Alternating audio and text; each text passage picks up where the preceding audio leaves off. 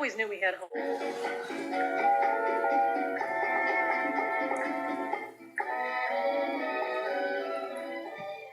I always knew we had home movies, and I always knew we had scrapbooks, and that my mother was like a pack rat and never threw anything away. But interestingly enough, the home movies that we saw as kids were usually the ones we were in. It was a surprise to see so much footage that, as they say on TV, never before seen footage, never before seen even by me. It's taken us about 3 years to look through the scrapbooks and research tapes and then find all the people and do all the interviews. And I wanted people to see this side of my parents because it was the personal side, and even without sound, the pictures say so much about who they were and the joy that they had, and some of them show tears that they had.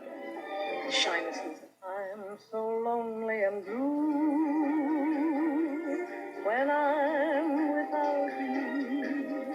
I don't know what I'd do, sweetheart, without you. The joy and tears that love endears would have no meaning if I didn't have you to keep me dreaming at the close of the day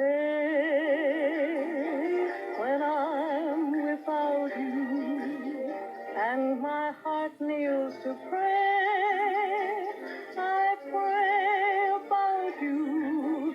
You take a star and lead it far away from heaven, and the star will be lost as I'm lost without you.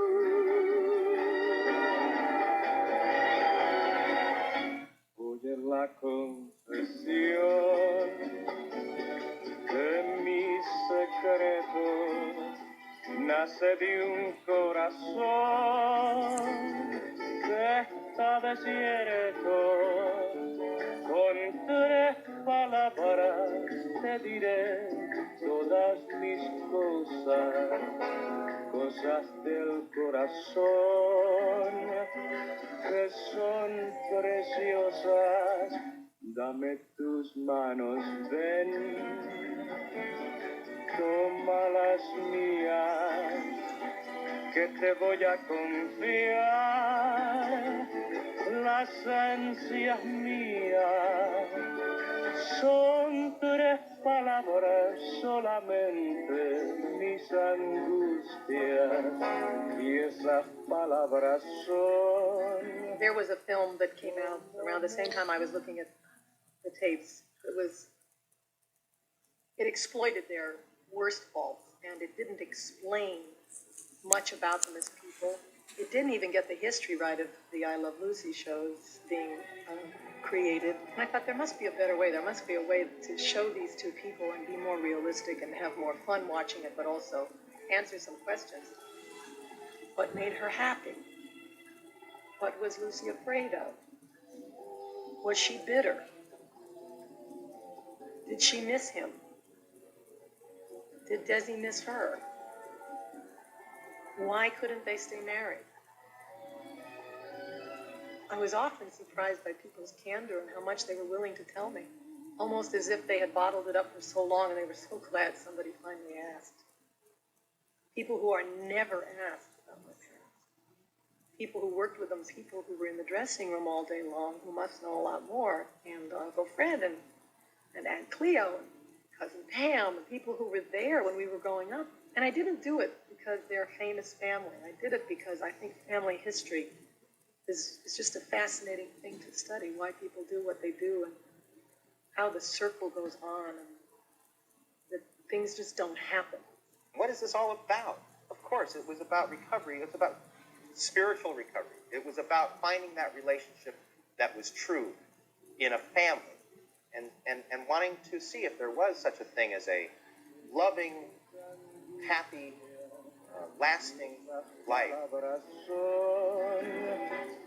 Como me gusta.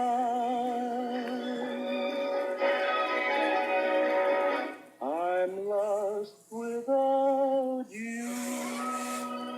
think sometimes we remember things all blown up out of proportion, either too good or too bad.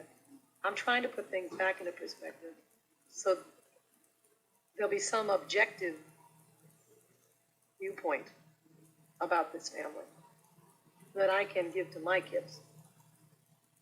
And they also happen to be sort of well known, so maybe you'll enjoy it too.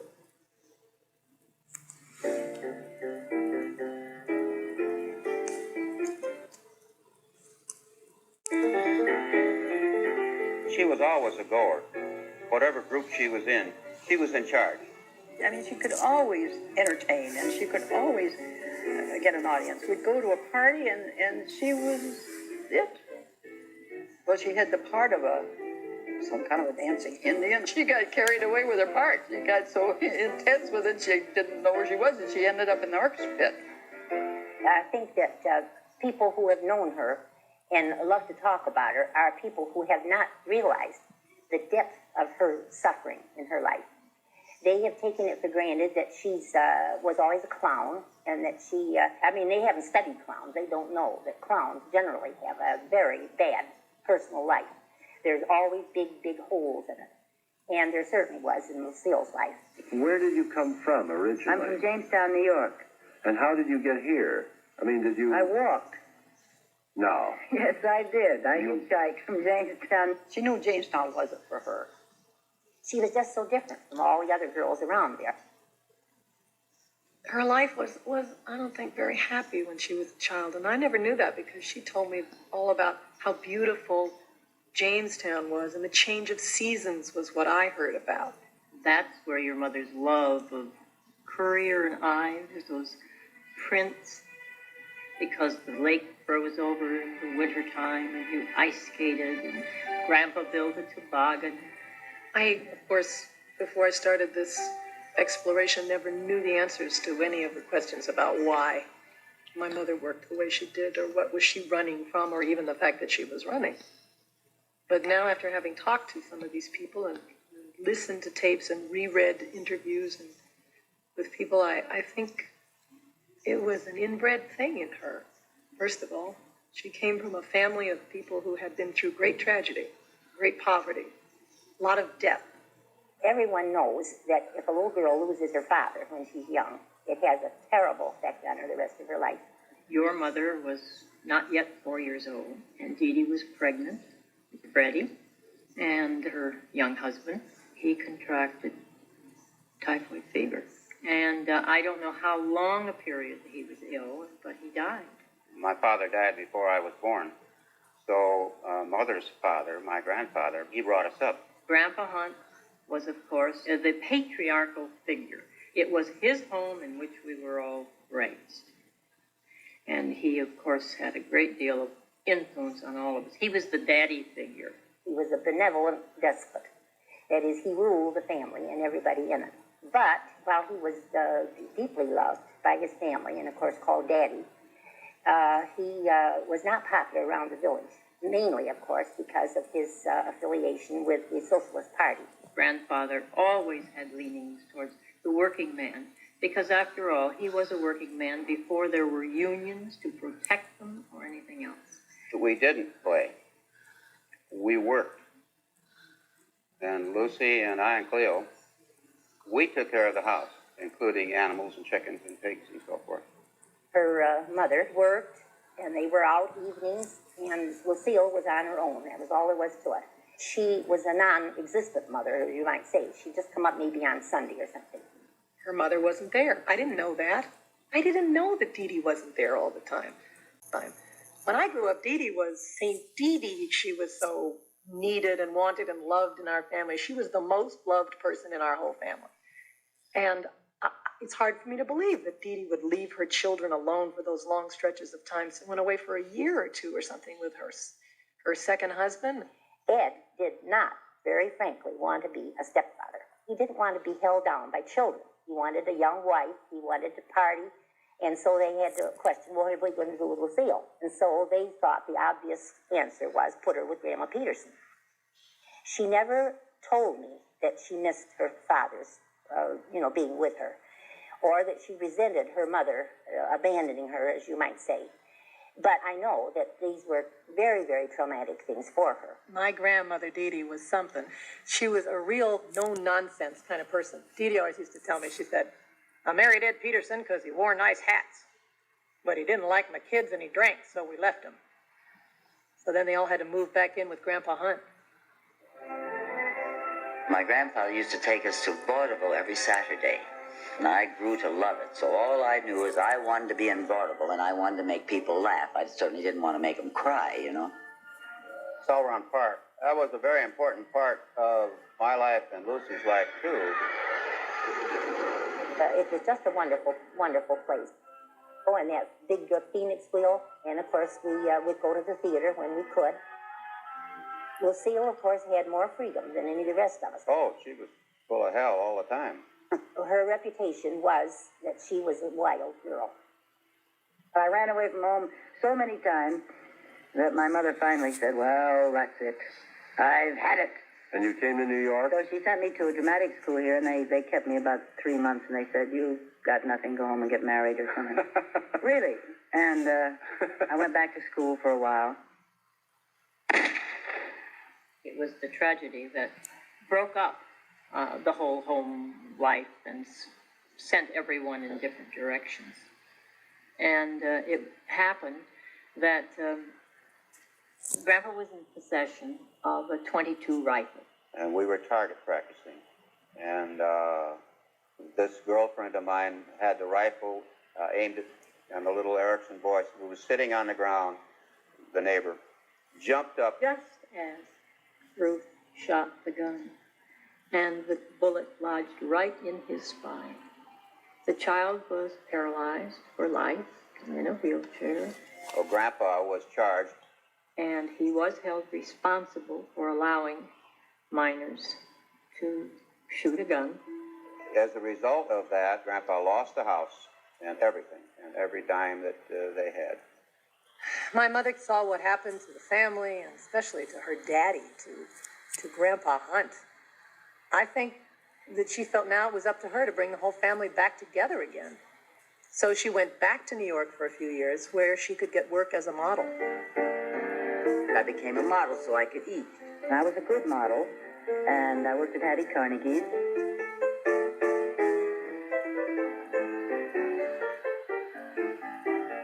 There was a man by the name of T. Henry Black, who was the photographer in Jamestown. He made the famous last words when he said, it was very difficult to get a satisfactory picture of Miss Ball because the young lady just was not photogenic.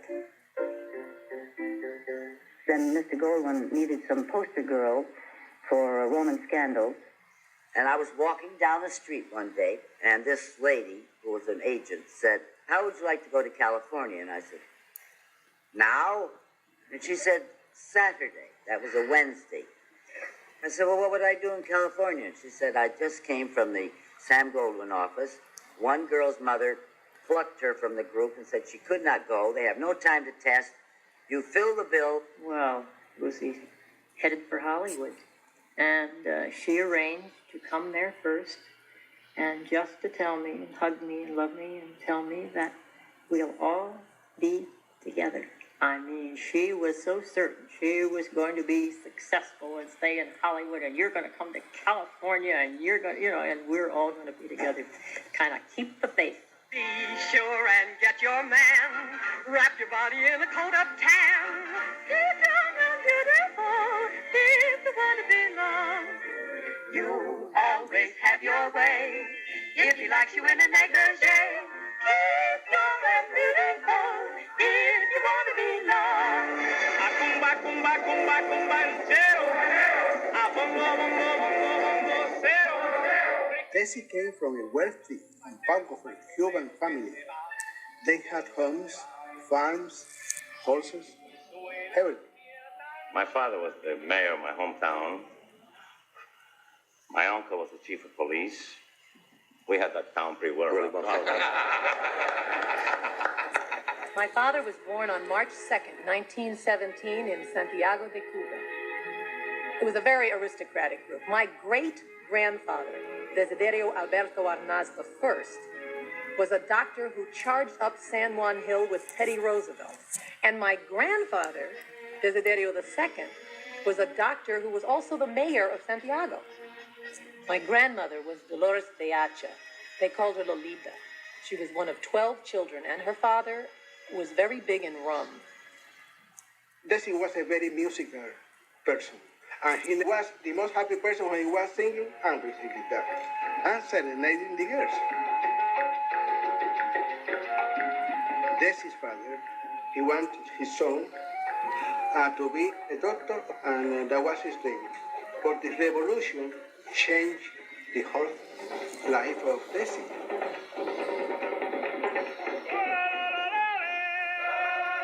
Desi's father, unfortunately, was on the side of the government.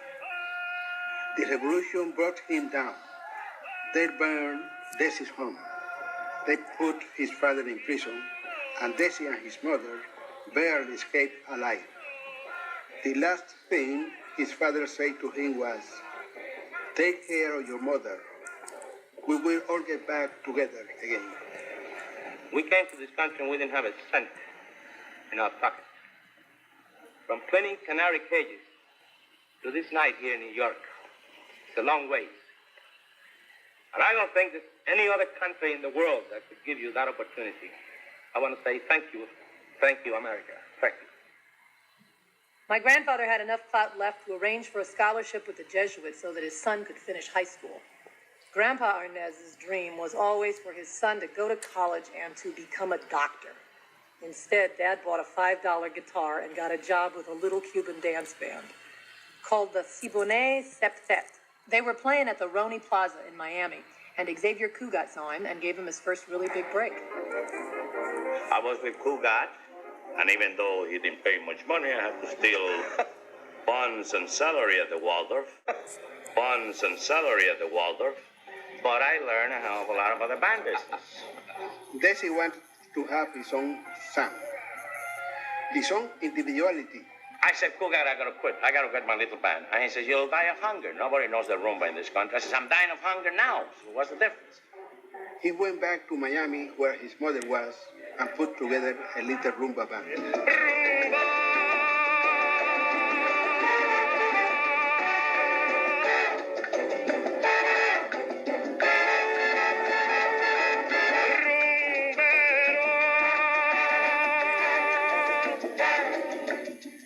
Desi's father was a playboy.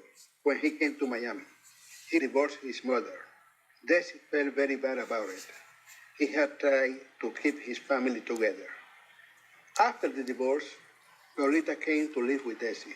It was always important to my father and my mother to take care of the rest of their families.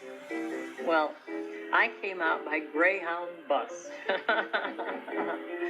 And she met me in full makeup and took me right back to the studio to have lunch. And I walk into the commissary at RKO, and I mean, there at one table is Katharine Hepburn, I think it was Cary Grant. She picked me up at the downtown bus station in Los Angeles, and she was driving a Buick convertible, and she gave me the wildest ride I've ever had in my life. And I had this big conga drum with me. Now, in Cuba, everybody does the conga carnival time, particularly in my hometown. It's like the Mardi Gras in New York. Everybody from the island comes to Santiago, and they do the conga line. It goes on for 3 days. He himself, in 1940, at the Conga nightclub. Cedar. That was the most beautiful swimming pool. It was like an old swimming hole with a tree trunk with the diving board over it. Was ever the, you know? Well, one Sunday, I guess, Lucy had said, well, bring him out here. Bring him and his girlfriend out here, you know. So Benita and I, we found our way out to Chatsworth. And just, as you can see, just had a lovely, lovely time. Your father also was an enormous, wonderful cook. And they would have great parties where he would, his black beans and rice and all of those things, the Cuban dishes that he would cook. And the parties were his prerogative. I mean, he would plan them, he would invite me, he would do the cooking. Of course, he was visited constantly by this crazy group of New Yorkers from the Laconda Club.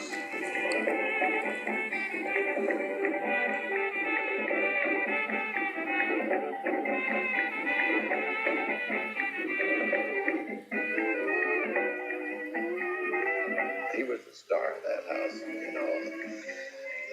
The public went for Lucy, of course, but at home, Desi was the star. He took over. Oh, I thought he was so gorgeous. He was so charming. That, you know, he exuded warmth. Those brown eyes and that face and always smiling. As opposed to Lucille, who didn't smile all the time. She wasn't witty. She didn't make bon mots. She was a very serious woman. Lucy was always very quiet. Really, Lucy make a comment every now and then, but Desi took over. He had a way about him of coming into a room that was joyous. He had a joy of living about him. So they had this idyllic place, and they indulged themselves with dogs. They had Cocker Spaniels and Oh, she loved puppies. Wasn't for Desi, she'd have had a yard full of puppies, I think. they had a cow. You've heard about her, the Duchess of Devonshire. They're from a little calf like this, and it grew and it grew and it grew. A big cow, where it was practically, I think, attacking your father. I mean, it was. She used to tell me the cow was in love with Dad. Absolutely in love with Desi. Come right into the bed. Yeah, in love with her. And they loved to have, the family. And it was always open house. Wonderful time. It was probably the happiest time. When they were newlyweds, my parents were both under contract to RKO. Who knew they would end up owning the studio one day? Danny, I don't want the kind of hit and miss marriage my mother had. I know Father was good to her, but she spent her whole life trying to get him to settle down. My mother told me there'd be days like this when the wind would begin to blow and I wouldn't know where to go. She said the night would be so cold and dark and I'd be all alone and every dream I own would blow away.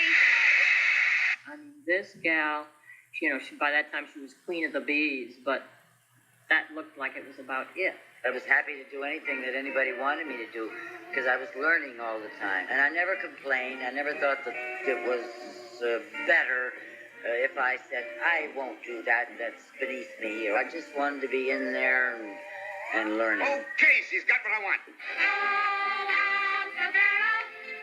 My mother worked pretty much nonstop, but my father was only cast occasionally. And that was usually as a Latin lover. Please. This is very embarrassing to me. The studio heads in those days were very concerned if you had an accent from a foreign country, especially. Goldie. You're wrong again, sugar. It's... No. I will not give up. Desi was afraid of being hyped, of playing things where they might be degrading his nationality. I'm sick of just being a taxi driver. Steve, I'm no more cut out to be a taxi driver than I am to be a butler. But as long as we give away the easy touches, we'll be lucky to make a living. I never worry about finances.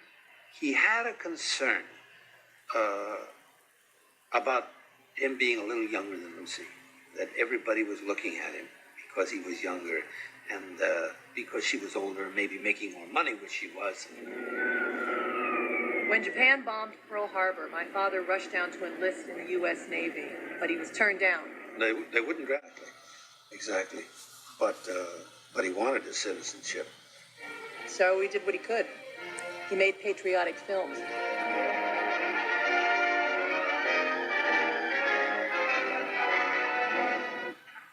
Tell me, how is it a Cuban hotfoot like you comes all the way over here to join the United States Navy? Well, the United States helped to make Cuba free, so I come here to free the United States.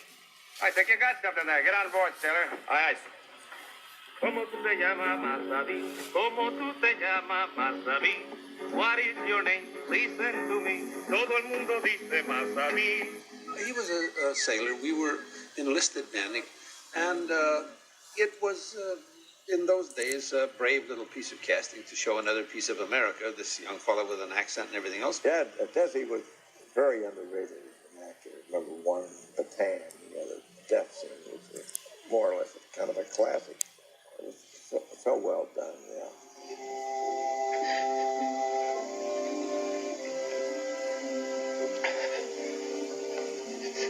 Jitterbug kid, shaking himself to death.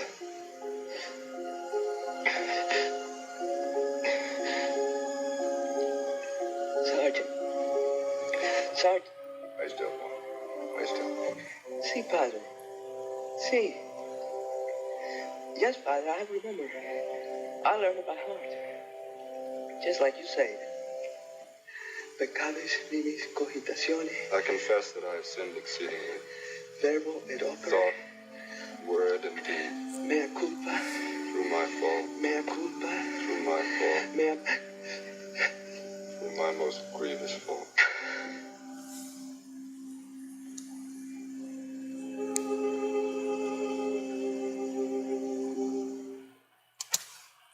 During that war, they had what they called the Victory Caravan Tour, where all the big Hollywood stars would go out and try and sell war bonds. I knew Desi and met him on the Victory Caravan.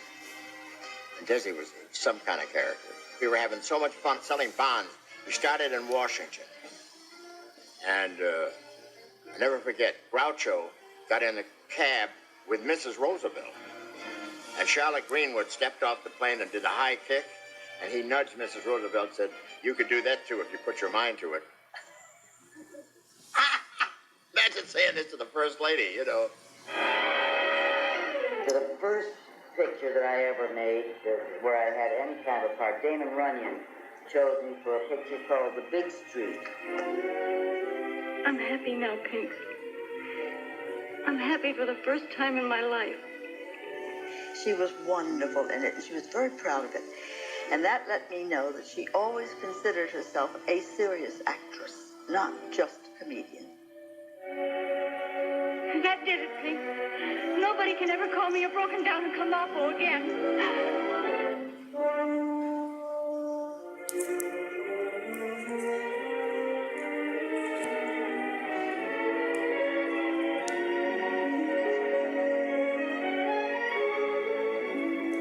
He got me up as fast as he could, and all the time I'm dying, my head's bobbing, I'm dead. My arms are hanging, and he's saying, "Christ's sake, what'd you eat for lunch?" Well, Best Picture or not, it didn't make a dime, and RKO dropped her contract. Luckily, though, she signed on with MGM. Well, I don't mind the band playing, but if this crowd doesn't stop shoving, I'll scream. My public. I'm sure Mom took a good look at herself, and she said, "I'm 33 years old, I'm just another Hollywood blonde." And she decided to change her image.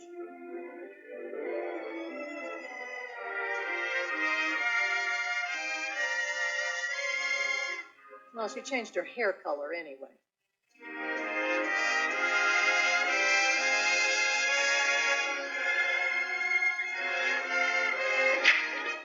Now, don't you worry about me. I'm not falling for anyone. Not until I see the whites of their checkbooks. Maybe that's your rich guy. Maybe that's my poor guy. Maybe not a big-time actress. At least Hollywood was beginning to call my mother that crazy redhead. Unfortunately, Hollywood wasn't calling my father at all. But when the Army did, and his citizenship finally came through, he answered.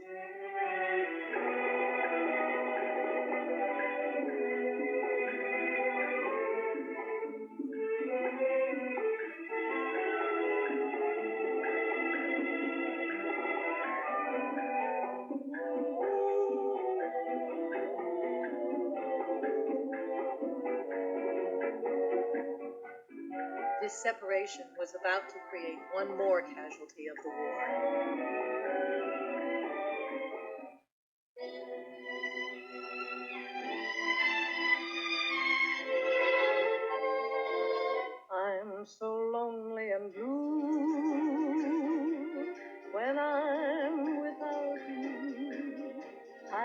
don't know what I'd do,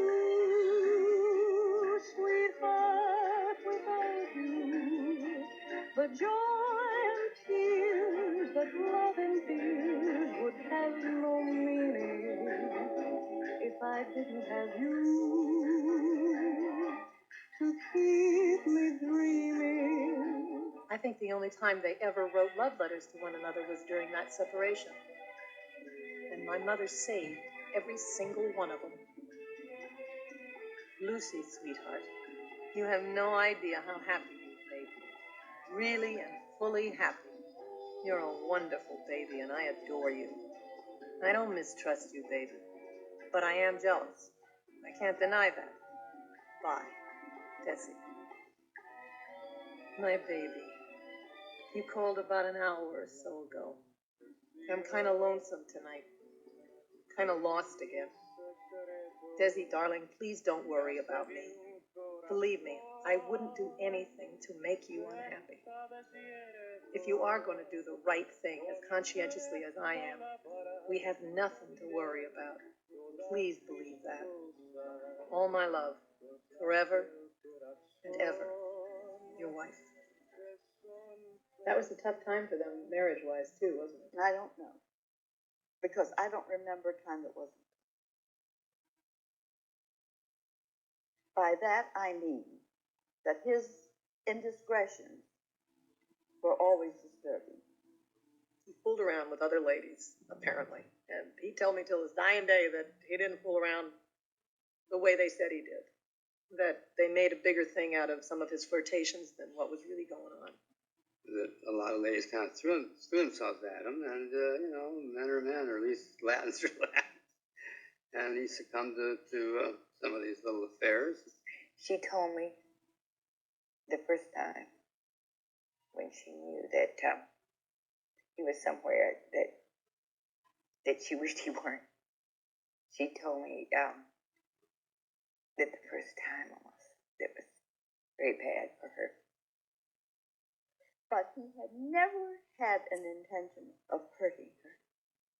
He never wanted to hurt her, and did constantly. When they were together, Desi and Lucy, they loved each other very much. The problem was Desi with a playboy, and the separation. That was the beginning of the whole problem, In 1944, Grandpa Hunt, the man my mother called Daddy, died. Shortly after that, she decided to file for divorce. I'll tell you how charming he was. She was on her way to file for divorce in court one morning, and she stopped off at the hotel room where he was staying, and she never got to court. Sí, señorita, I know that you will like the chicky boom chick, 'cause it's the dance of Latin romance. And Cuban Pete doesn't teach you in a hurry like Uncle Mary. You're now in Havana, and there's always mañana. So, señorita, please. When Dad came home from the Army, he was happy to see that nothing in Chatsworth had changed.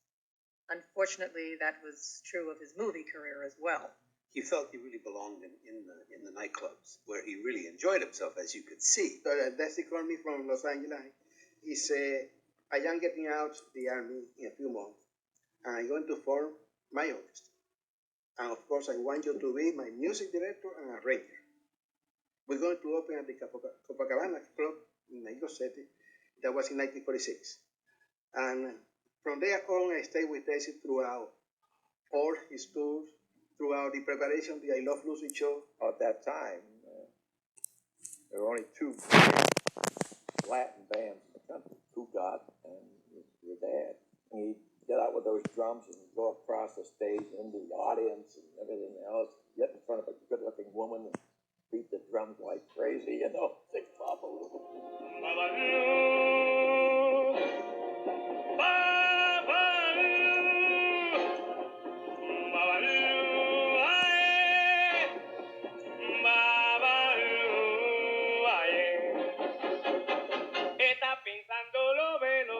He did have a different band. The girls liked him. The women liked him. 17 velas pa' ponerlo en cruz. Y dame un cabo de tabaco, mañe, Because he needed the bookings, he would put up with a lot of one-nighters, one-night stands that were tougher than hell. pa' que me dé la suerte. Yep, a gozar, nena. And my job was to handle all the payroll and all the transportation, and then take care of him at night, because we were up half the night, you know, boozing or whatever. We get to Las Vegas, where I think we were there 2 weeks, and the first week I made the payroll, second week he gambled it all away. My father was on the road, and my mother was making another picture, Sorrowful Jones, which was the first picture that she made with Bob Hope. I won't sleep a wink tonight. You're off key, like always.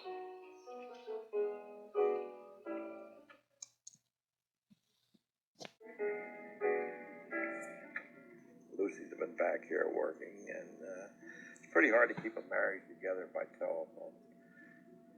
It brought the problem that they have of fighting, and that sometimes he used to call and he wasn't there, he was fooling around some places and things like that, and that was an argument, you know. She certainly built up a wall against it. I guess repetition. And then she didn't say it so vulnerably. After a while, then she would say, oh, he's with another dame. Oh, Andrew, if you're tired of me and you want to find excitement someplace else, just say so.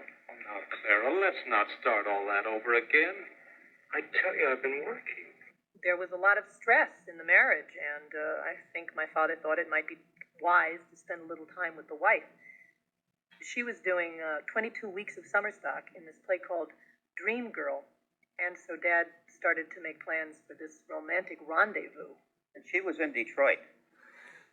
And Desi decided that he wanted to fly to Detroit to see her, and that we would send the band in the bus we had chartered to our next opening. So I chartered a plane, and we go to the airport, driving thunderstorm. We get in this little plane. We finally do get to Detroit. But the bus takes off with these guys, and rear ends a truck. And one of the guys lost an eye, and they broke legs and arms. And the seat that's sitting up front next to the driver is where Desi and I used to sit, always. And those are the ones that really got clobbered. So either Desi or me or both barely missed. This crash was like a wake-up call, and I think they both knew that they had to try a whole lot harder if they were going to make this marriage work. And they both knew that they had to try a whole lot harder if they were going to make this marriage work.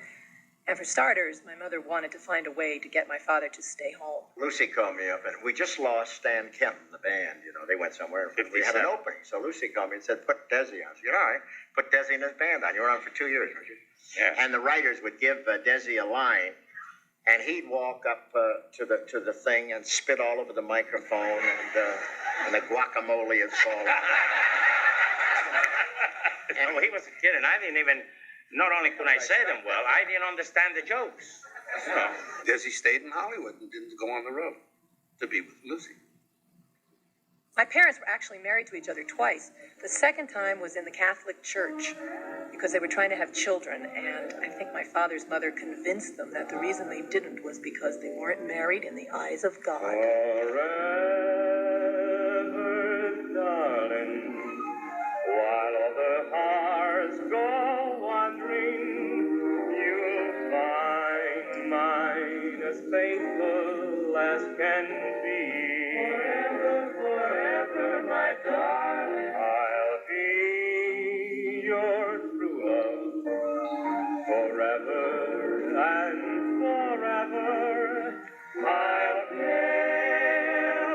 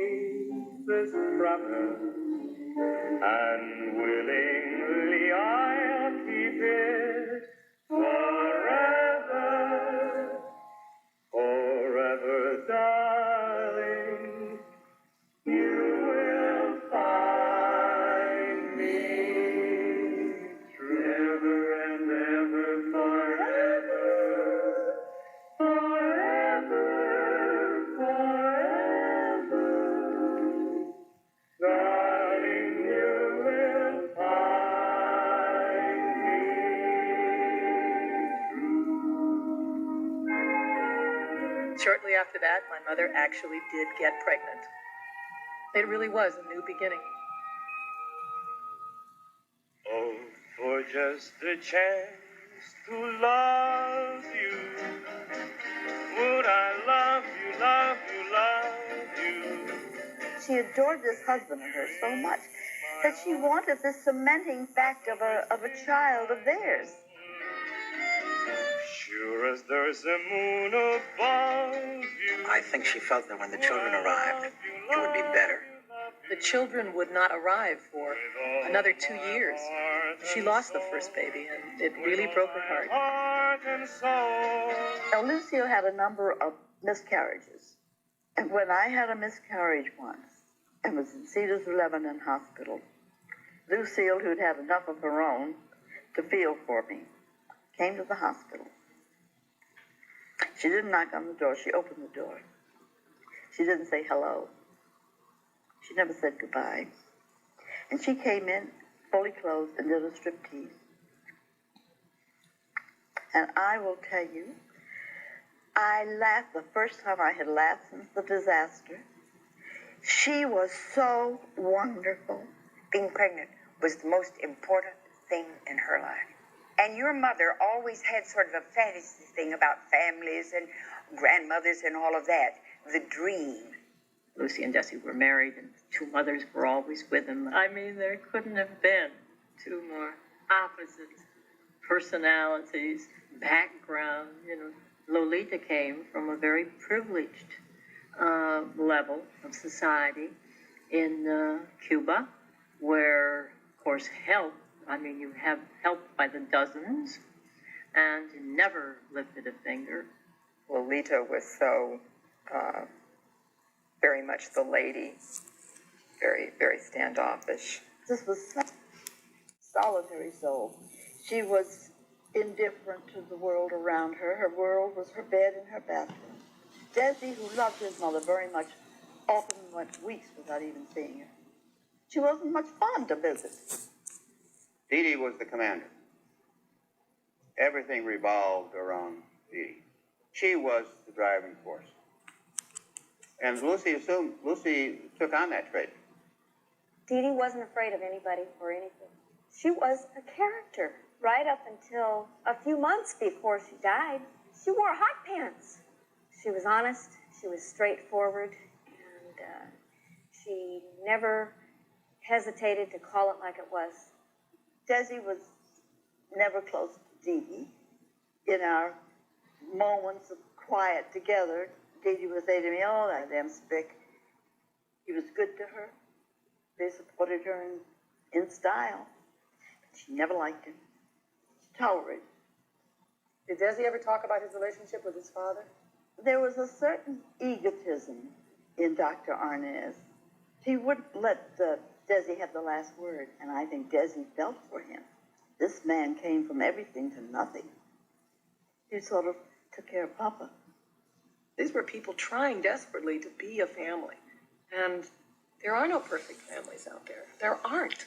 And the fact that we are haunted, by the Donna Reed shows and Father Knows Best is not a reason to expect that your family is like that, because nobody's is.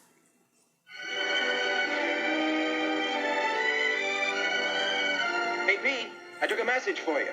Your wife called. She said she'd meet you at the same place, and she said love. By 1950, my mother had made more than 60 movies. She was usually playing the girl who didn't get the guy, but still, she attracted lots of attention. Love. Whenever you went anywhere, people just tended to go to Lucy and he would be off to the side. I imagine that was very difficult for a man who had been up to bat and succeeded before and seen his name first in lights being sort of disregarded. You know, I think if it wouldn't have been for Lucy, I would have stopped crying a long time ago, because I was always the guy that didn't fit. I always had claimed that I Love Lucy was born in my den in my house, though not literally. But that's when the thinking about it began. We'd all talk about what can they do to get their lives as one, because they were so separated. The two careers were, divergent. We've been married 9 years, been together a year and 2 months. If that. You can't have children that way. You cannot have them by telephone. Is that right? That's right. Yes, it's the new gay family series starring Lucille Ball with Richard Denning as Liz and George Cooper. She was doing a radio show called My Favorite Husband. If I were you, I'd divorce me. Oh, not till we get a television set. I want custody of it. And CBS wanted to adapt it to television. And when I was asked to do television, it was new to everyone, the networks and people in general, and the studios frowned upon it. Film stars basically have always tried to stay away from television. Lucy certainly, no agent would have let her go into television if she were a star at that time. Things had faded and faded. And she says, I'd do it if Desi plays the husband. No one wanted him to play my husband because he was Cuban, and they wanted a real American couple. So I says, look, they don't think we should work together.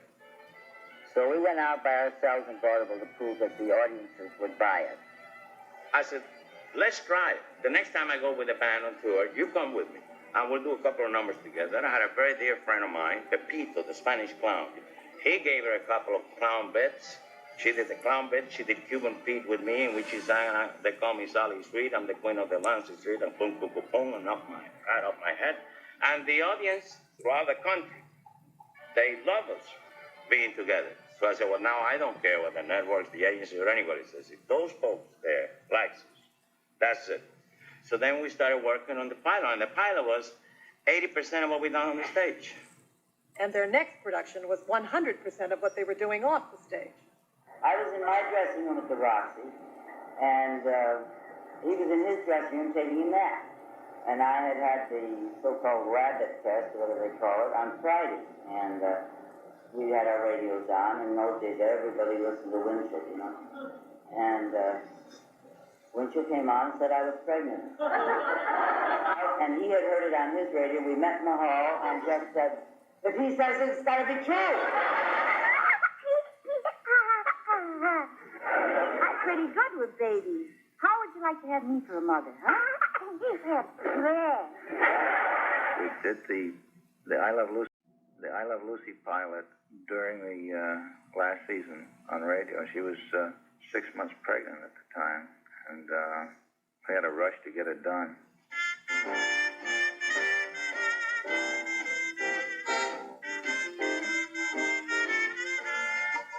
We just had a little home in San Fernando Valley. We had no intention of going to New York. I said, who's going to New York? So the sponsor said, well, you can't do it in California because all we got here is the kinescope. I said, well, why don't we do it on film? And then everybody will get the same quality. Then we found out you couldn't use film unless you shot in a studio.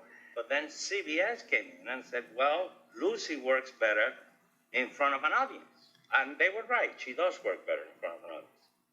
Now, that was impossible because you could not bring an audience into a studio. So, you know me, out of left field, ignorance is a blessing at times. I said, well, why don't we do it on film in front of an audience? And they said, what is that? Well, I said it, so I figure I better say it like if I knew what I said. I said, the film in front of an audience. So, you know how to do that? I said, sure. I didn't have the slightest idea about it. He just did it all. He built the whole thing and saw that everything that we wanted in the innovative department got done. Can you imagine a guy in the early days of television when everything was kinescope? He insisted on having film.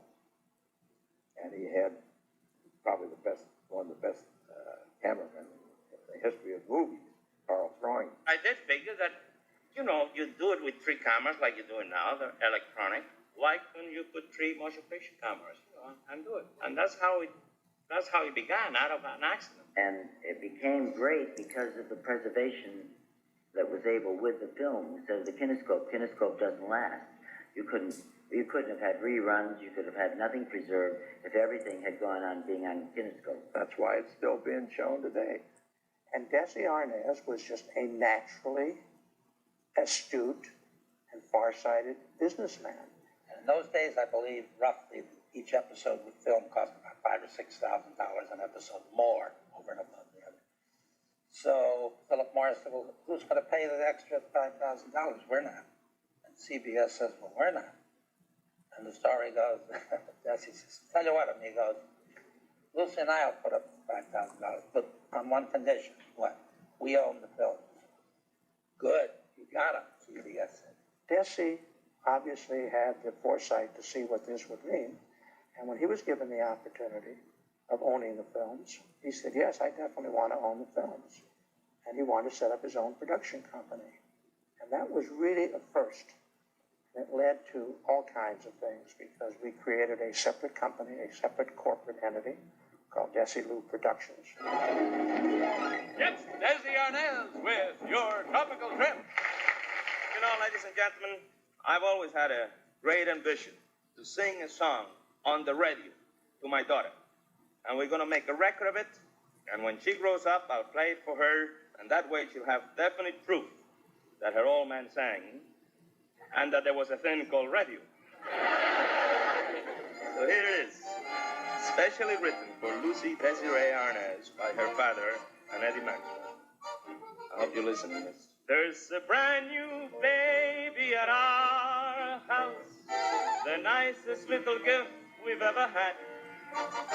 She's a precious sugar plum and a blessing to her mommy and dad. There's a brand new baby at our house, and though she's been there just a little while, in the parlor, in the hall, every picture on the wall wears a smile.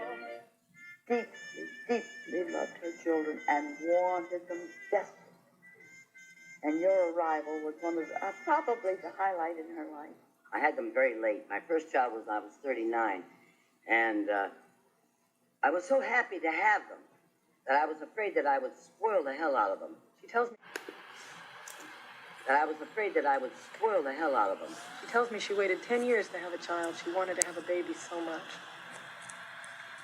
I was born in 1951, and a month later they started the I Love Lucy shows. We had more fun on the set than we could look forward to at any party in the evening, you know? Yeah. At times, we say, we've had so much fun today, we want to go out tonight.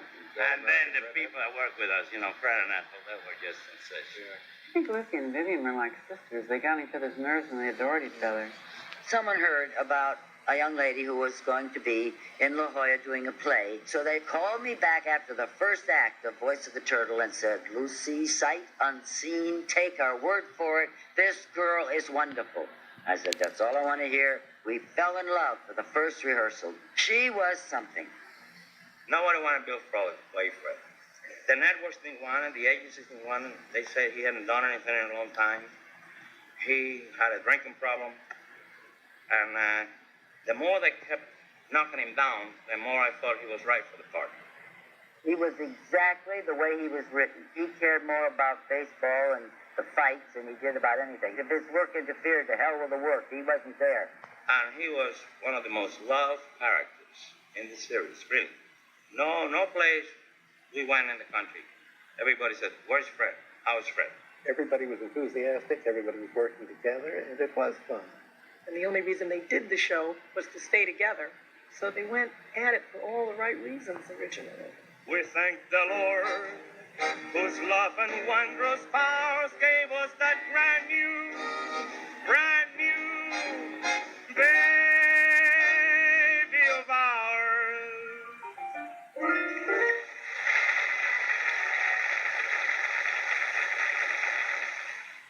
Ed Sullivan is going to do the whole show about us. These are two people who sought to attain the highest you could possibly attain in this business. Are you nervous? Nervous? Why should I be nervous? Are you nervous?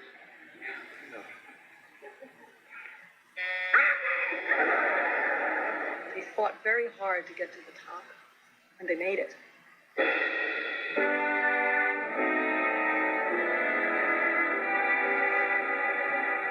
Suddenly taken over was a huge hit, probably the first year, and they were going to the theater. And as they walked in, a little bit before curtain time, he said people started applauding.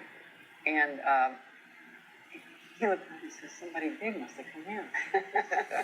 And they looked around and it was for them.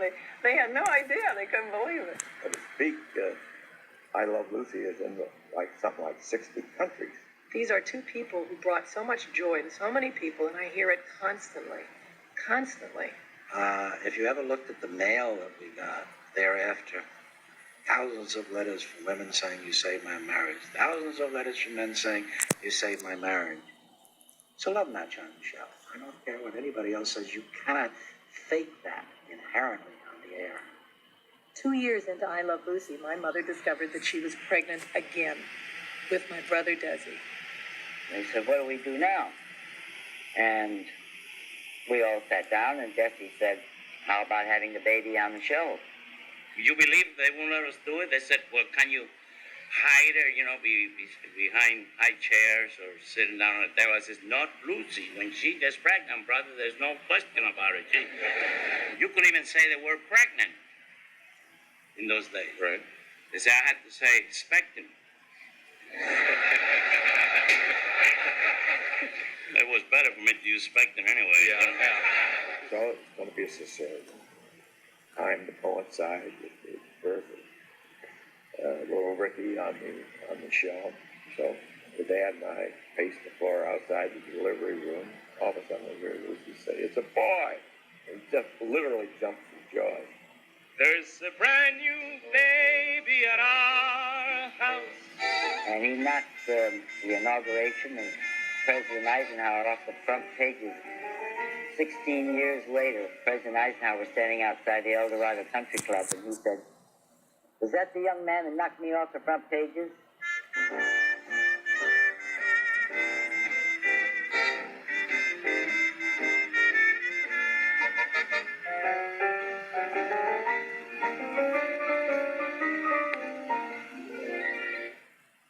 For years, the people would run up to Desi and say, "Would you please sign little Ricky?" And that didn't set too well when he was 8, 9, 10. They used to say, like, "You're little Ricky," and I'd go, "No, I'm not." And so my whole life was about saying to people, "No, I'm not who you think I am." They used to say, "You're different." And I used to go, "No, I'm not. We're just kids." Whenever old man trouble makes trouble arise, just move that big straw hat over your eyes. You'll never see the circumstance making you frown if you just push your eyes under the ground. My most vivid recollections of both you and your brother are when you had the picnic. We all had marvelous times. It meant a great deal, to the employees there. Little kids that had their picture taken with Lucy and or Desi, and they were, and we had softball games, and they were really family picnic. And you and your brother and your grandmother, and we were all like one big family. And then after a while, unfortunately, that's when they gave up on it because they did too much work, and time became much more valuable. Are you now, have you ever been a member of the Communist Party? The McCarthy era was a disgraceful chapter in the history of this country. And to associate her with it was just ridiculous. There was a blind item in Walter Winchell's column. What top TV red-haired median is a card-carrying communist? I certainly didn't think it was me. And the phone rang. And Desi said, "I expect some people about 1 o'clock. And this was 9. I said, "What are you getting, a party?" And he said, "No, honey. You're in trouble." Oh, I'll never forget that as long as I live. It was 72 hours without sleep. Desi told me the story about Lucy's grandfather who had raised her. He was a socialist. And he used to bang on us all the time about, you got to register communist and you got to register. So they went down and registered, and that was it. And, of course, it all backfired years later. But it was one of those dreadful and untrue, vicious attacks. Many of my friends in radio never worked again. It created a problem with me because I got fired from Lockheed Aircraft because of it. There were editorials, and by God, there were letters by the thousands that came in. We got wires all day long. Supporting her. Oh, yeah, absolutely. If she's a red, I'm going to Russia. Well, one of the funniest things that happened was that, you remember, Larry Parks had just before that actually been dragged up before the House Un-American Activities and very definitely associated with a communist group or whatever they found him to be guilty of. And so he was blacklisted, absolutely blacklisted. And when this thing hit, we were all out at the ranch, and phones were ringing, and there's a knock on the door, and she goes to open the front door, and it's Larry Parks. And if there was anyone she didn't need at that moment to come into her life and console her, it was Larry. She's, oh God, Larry, I love you, but go away. I mean, They had this famous press conference before the show one night, and Desi told the story about the grandfather and everything else. She didn't even know who the mayor of Los Angeles was. How did you get the The only thing red about her was her hair. And even that was not legitimate. The whole thing blew over just like that. Say the House Un-American Activities Committee had really clamped down on Lucy. She'd been out of the business, really. Been out of the business. We're just going along as we please, breezing along. So they breezed right along from television straight into the movies. And they had another big hit with the Long, Long Trailer. First you dice the carrots, slice the onion, chop the pepper fine. Then you sip the flour, grind the meat and salt and pepper freely. Then you add some garlic. Oh, not too much now, just the soup, son. Occasionally she would have thoughts about the script, some doubts. And she would say, this doesn't work. And Desi would say, now, honey, everything's going to be fine. And he said that was good enough for her.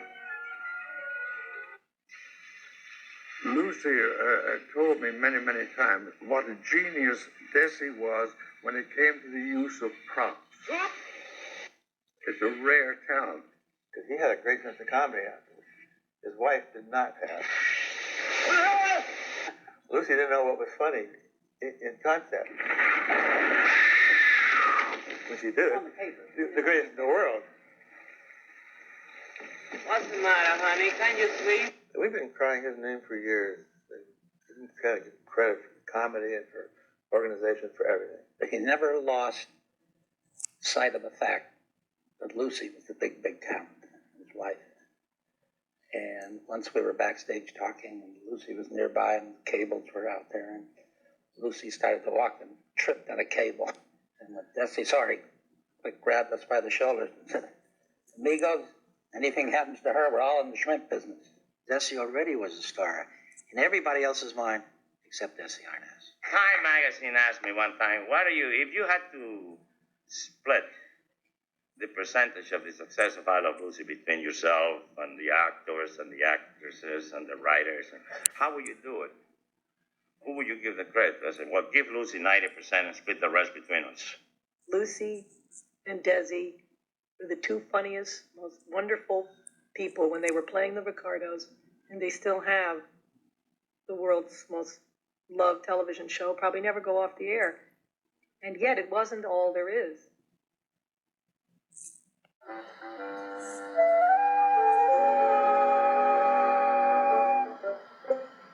They always went to Del Mar every summer, and Desi loved it.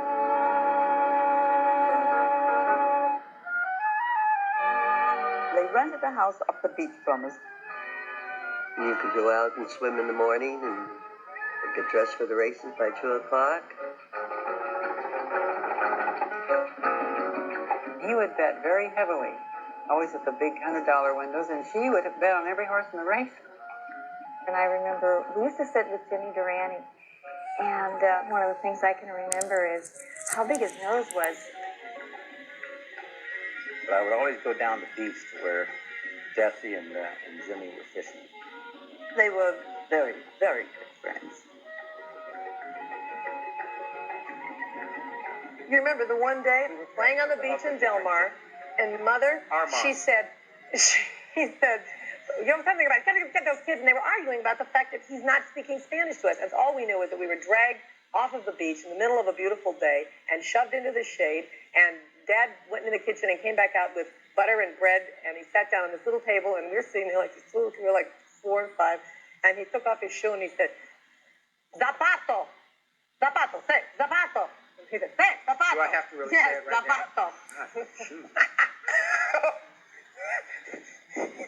And then he picked up the butter and he said, mantequilla, mantequilla, say, mantequilla. And then he picked up the bread and went, pan, pan, say, pan, pan, pan. Look at this, zapato, zapato, mantequilla, mantequilla, pan.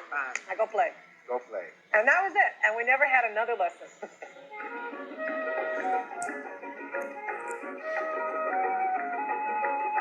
Palm Springs was a very valuable getaway for both Lucy and Desi.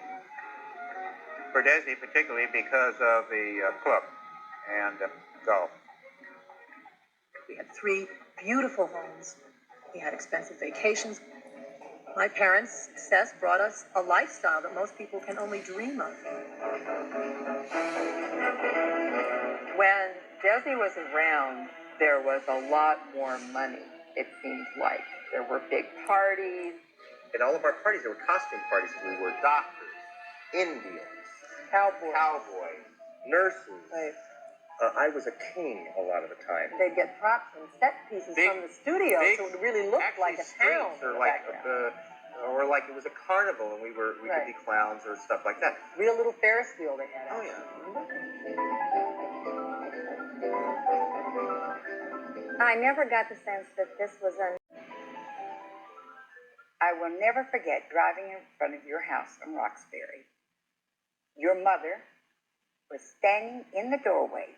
She had on slacks. It was sort of the king and I blue color, a pink fuzzy sweater on with the orange hair. And it was exactly like when I was a kid, when I'd see movie magazines, when it would say, a visit with Lucille Ball, standing at the door.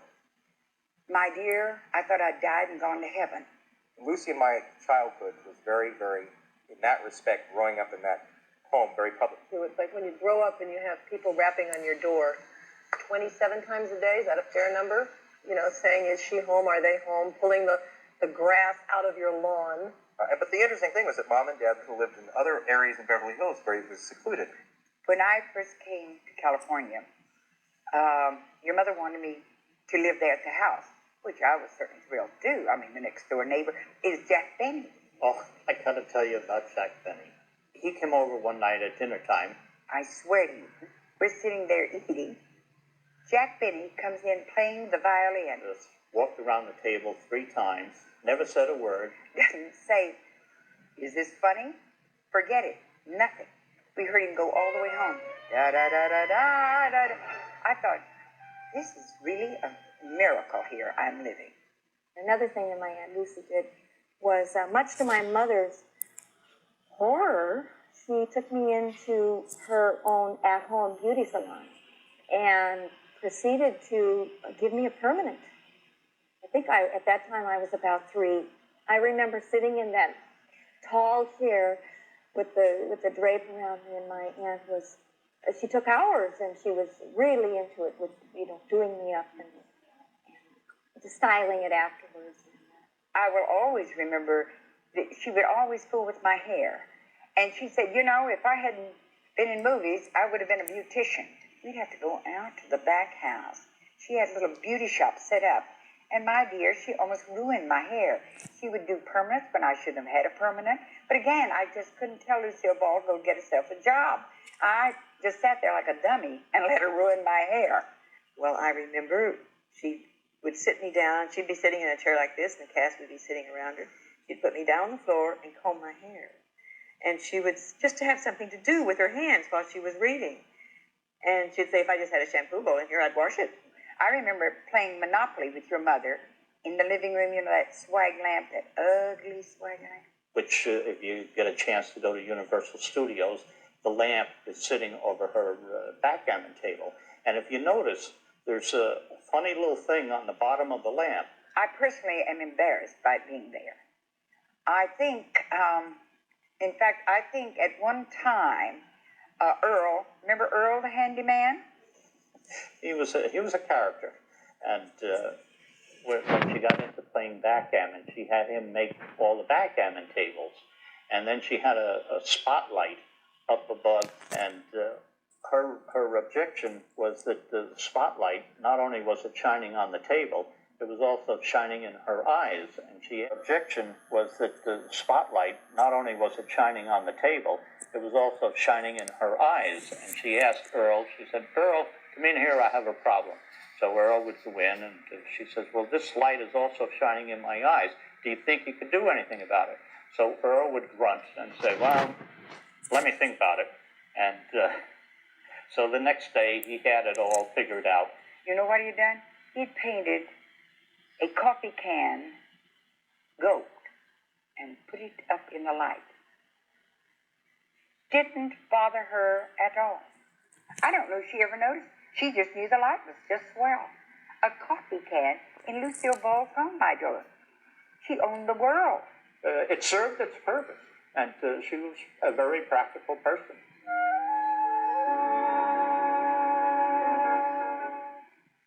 Desi, isn't this beautiful? This is a brand new 1960 Westinghouse refrigerator.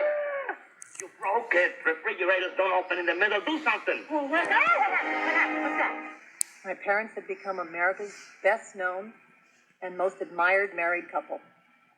They both worked very hard to promote their image. She worked very hard. She was willing to work just like darn all the time, love rehearsal. If you want something done, ask a busy person to do it, because the more you do, the more you can do. And don't you forget it. Desi just seemed to run the studio with one hand and the show with another. I don't know how he did it. We used to call him the Cuban arm because he could charm you and then he'd come and put his arm around you and call you amigo. They were there very early, and then of course he was running back and forth from the set to, juggling the business, and the pressure was building. They were never really as happy with any of the rest of it, any of the trappings and the houses and the kids, as they were when they were at work. And to spend the time in their careers that Lucy and Desi had to spend to do it successfully, they had to take some time away from their kids. And they're raised by the servants. Willie Mae Barker was her name. She was another woman in my life, as well as my mother and my grandmother, Dee Dee. But she had Dee Dee to take care of you, and that's as good as her, Lucille, taking care of you, in her mind. And now that may not be right, but she didn't think it was wrong. She really didn't. I really feel that Lucille just didn't have the tools to learn, to mother, or to nurture. They just weren't there for her. I think Lucille had to be an adult as a child, just had to take over, because Dee Dee was always working. I never learned to have a playful relationship with my mother because we were always too busy. In that respect, I never saw your mother play with you. I didn't. She would say, "I love you," and that, but I never saw her play with you. I remember your mother being very on when people were around, and then when people were not around, being very off. It was like your mom had an on-off switch. I like discipline in children. I like to be able to have the children likable so that other people will like them. Yeah. I don't want a little brat running around. It's bad enough what they do.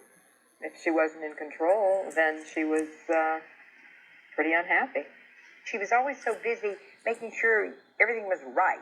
She wanted you all to be, everything to be perfect. I think your daddy always impressed me as he knew you weren't and he wasn't. He was more outwardly affectionate.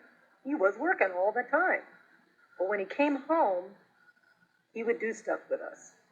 My father had this amazing sense of wonder at the miracle of nature.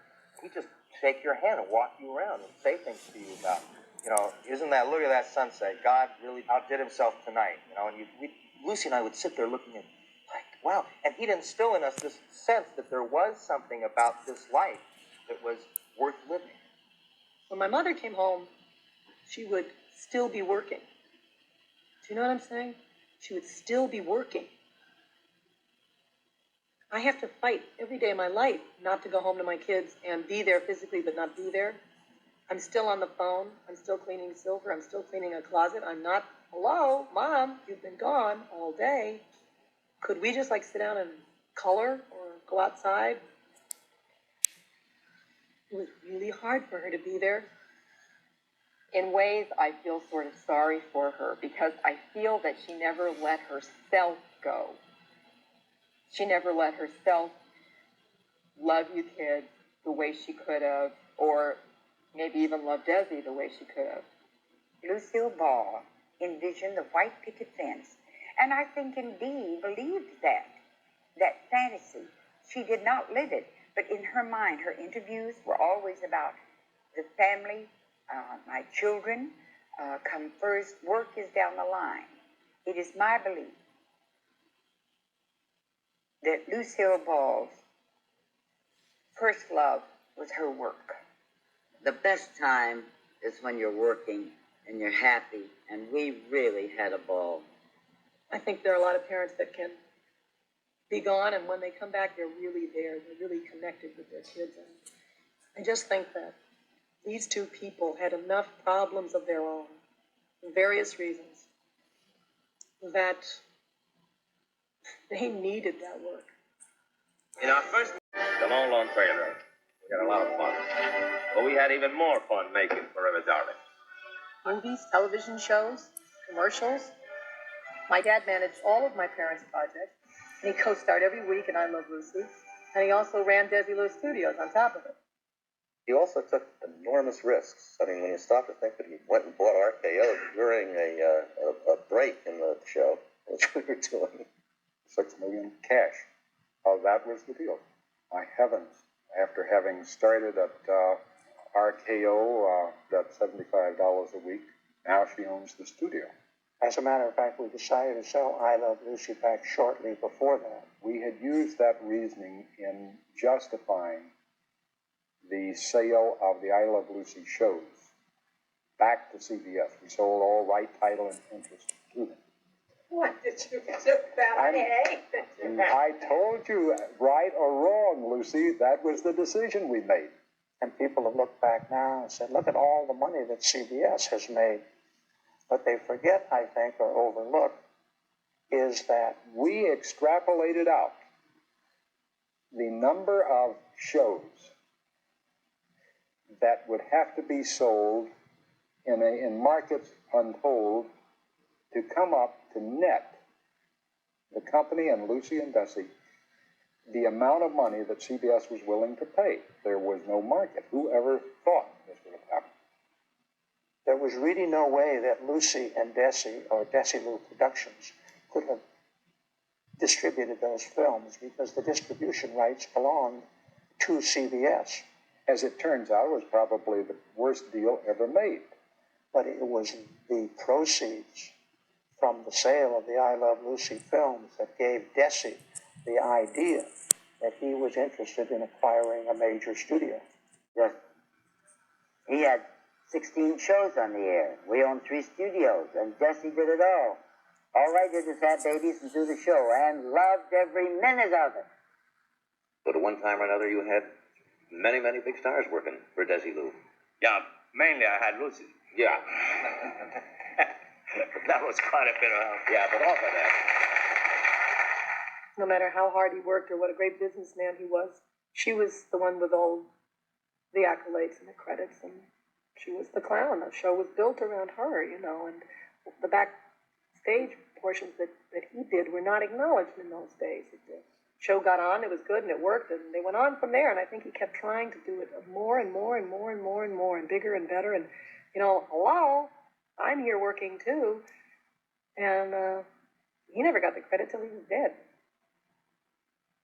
Sometimes he got sick of all the business because he had more fun performing. I heard him say that. He said sometime he felt like selling the whole thing to the cemetery next door. Desi's desire to be a man in his own right was somewhere along the line taken away from him. There was a certain rivalry in Dr. Arnaz. He did not want Desi, in his great importance, to be more important than he had been. The fact that Lucy became the star of the show only increased that. It was already there. His anger. Maybe his mother. Lolita, I thought, was very domineering, and she just demanded that Desi would take care of her and buy her things, in fact, a car that she couldn't even drive. I think she looked on him more like a replacement of a husband. He felt very obligated. I don't think Desi ever knew how good he was in many respects. And he took it out in other ways. It's one thing to be sort of a philanderer. It's another thing to do it and have it known. Desi once said to us, what the hell's the matter with her? I love her. I don't go out with other women. I go out with hookers. That's the Latin culture, you see. That's perfectly acceptable, but Lucy couldn't accept it. Real honest-to-God Latin, and he never changed. And he never considered it disloyalty. He doesn't think it had anything whatsoever to do with his marriage or his wife. It became obvious that there were troubles because it began to be talked about. And then, of course, Desi's drinking, which started about the middle of 55, when he served. I think the pressures of the studio, stress, you reach for a drink in the afternoon to relax, or, and that's a trap. A lot of what we do is looking for happiness in the wrong places. A lot of money, power, and drugs and alcohol are one of the other things that we think will help us feel better. His drinking reached a point where he had a wake-up drink, straightened him out. He was drunk at 11. He got to the point where he really no longer was in control of himself, and his opinions were out of drunkenness, out of alcohol. Just like any other family, we had problems in our family, and so part of the problem was admitting that there was a problem. Well, I'm sick and tired of the whole thing. It seems to me you're just sick of me. You just don't like our whole marriage, Lorenzo Vega. Well, maybe I don't, Susie Vega. I think they would have loved to have been the Ricardos. But unfortunately, the Ricardos had a way of kissing and making up. I think they both found it extraordinarily hard to say I'm sorry. They weren't getting along, and we knew it. What's happened to us, Susie? It was an era where people didn't get help, so they didn't have anybody explaining to them why they were the way they were. So it was just sort of a vicious circle, I think. I keep remembering the way it was the first year of our marriage. We had something then that seems to have slipped away from us. In those days, there was nobody in the whole world against you and me. That's why I want you to go on this trip with me. Because I think it gives a chance to get to know each other again. He went to Europe for the reason that so many people, when their marriage is breaking up, they decide they're going to somehow, recapture something. Oh yeah, I remember all of the trips. Because I'll tell you, those days were very intense because that was when they were really going at it. And I remember hearing them scream, and the two doors were open, and my mother was leaning over him with her long red nails. They were poised at him like that. And she said, with her teeth gritted in her mouth in a horrible position, "I wish you were dead." Of course, this was all a disaster trip because your father's drinking just increased enormously. And he was drunk a great deal of his time and fell down in the cobblestones, and the face was all, the next morning the face was all purple and looked like a pomegranate. It scared me to death. I think as a kid, all you're worried about is are they going to go away and leave me? Maybe I even thought it was my fault. I don't know. It was scary. We were very young, and we knew what was going on, and it was very, very bad for everyone. He had to leave him, they separated. Every time I hear, "You better sit down, kids," have a lot of trouble with that because it's exactly what happened. Well, we'll always remember when they sat us down and said, look, things aren't working. I mean, I remember word for word. Yeah, I was 6 years old. I remember word for word what they said.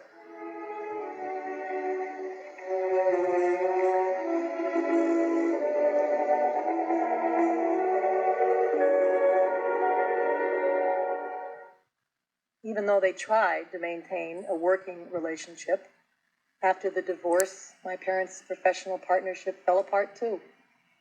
Is that? Yes. Period. Yes. It got tough on the set, too, at the end. At the thought of quitting. I knew it was the end. It was the end of something very special, and I know I've been very upset. I will never forget the day they were doing the last of the I Love Lucy's, and she was playing a geisha. And the white makeup. And she'd been crying a lot. The eyes were extremely red.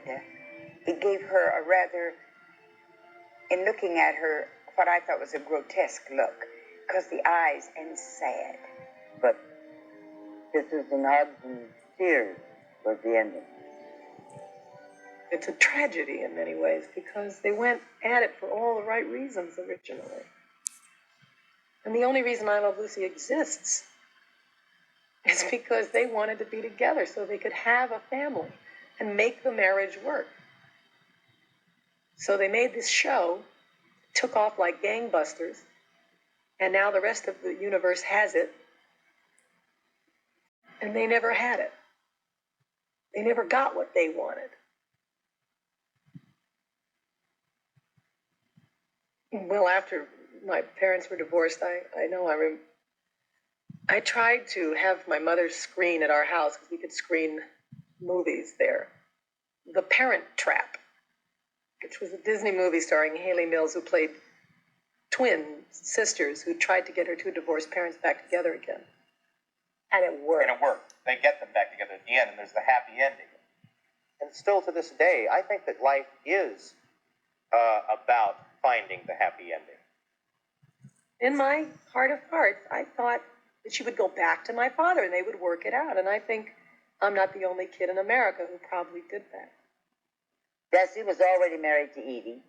Gary and I were already married, and we were still looking at Parent Trap until finally the seventh time we said, kids, now listen. It's too late. Lucy got a little more demanding after she and Desi split up. The Lucy Show. Here's Lucy. She was by herself. She looked around, and he wasn't there. And so she said, I got to do it all by myself. And she didn't know how to do that tactfully. She treated all the guest stars the same way she treated me. I mean, it was move over, do this, do that. And I remember Jack Benny.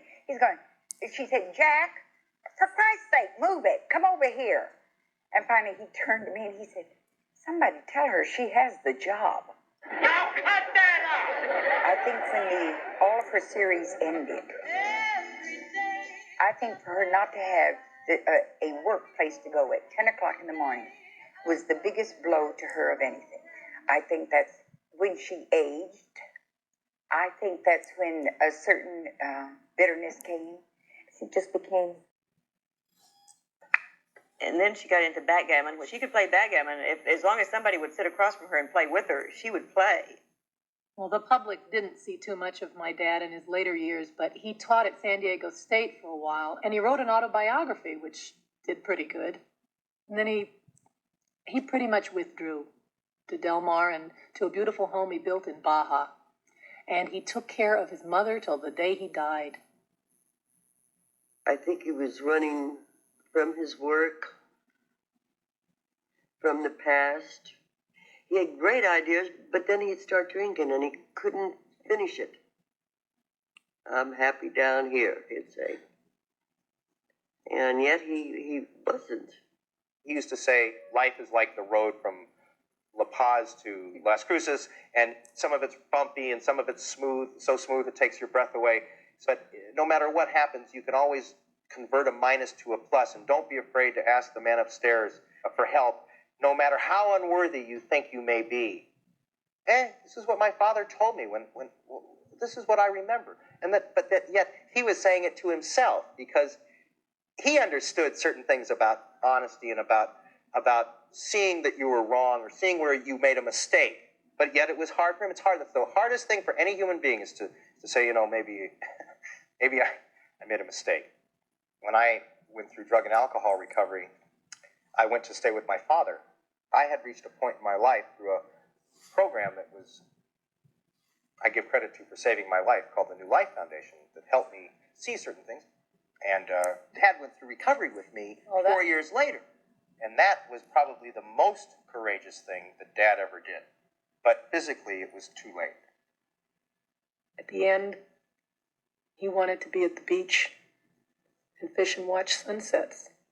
And she wanted to be alone and play games with friends. They could have done that in 1951. I don't know. I think Lucy and Desi were so intertwined emotionally, their life, their professional life, and their private life. It was hard for either one of them to give up the other completely. And I doubt if they did. He would sit with me and cry. He actually cried sometimes in talking about how much he loved her and how terrible it was that they were divorced. And he loved her to his dying day. When she talked about your daddy, when he was no longer coming to the house, she cried. And she would say, that was the love of my life, but I couldn't take it anymore. What would I say to Lucy if she was standing right here? I would say, Aunt Lucy, it's okay. Let us all in. We love you. And I would say to my Uncle Desi, I would say, stay. We want you. We love you. Let's be a family. I think my favorite home movie scenes are of my parents playing with my brother Desi and me in the pool. Just us. So it's fitting that the last time they were ever photographed together was in our pool with my son, their first grandchild, Simon.